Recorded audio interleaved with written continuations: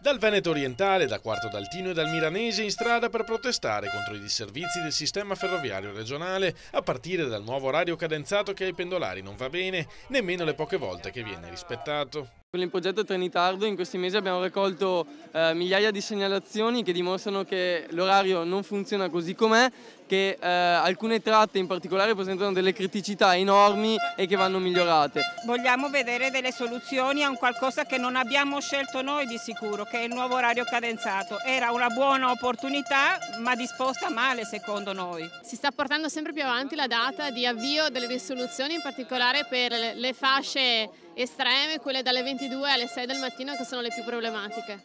Una modifica che vada incontro alle esigenze dei pendolari era stata promessa nei giorni scorsi dall'assessore regionale Renato Chisso, ma gli utenti dei treni hanno fretta. Con loro si schierano compatte le amministrazioni locali di centrosinistra. I pendolari la mattina oggettivamente viaggiano in condizioni spesso assolutamente non dignitose e se vogliamo invece fare funzionare bisogna che questo sia messo al centro dell'attenzione. La gente ha bisogno di treni in tutte le ore e tutti i giorni della settimana per andare a lavorare. Il tavolo aperto con le amministrazioni ha segnalato chiaramente quali sono i problemi, spiegano i consiglieri regionali del PD, ma le risposte non sono mai arrivate.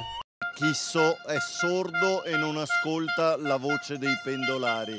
Gli avevamo segnalato una serie di correttivi, non ha fatto nulla. È chiaro che servono risorse aggiuntive e noi a bilancio chiederemo l'incremento per lo stanziamento per la ferrovia di 5 milioni di euro per venire incontro a queste necessità.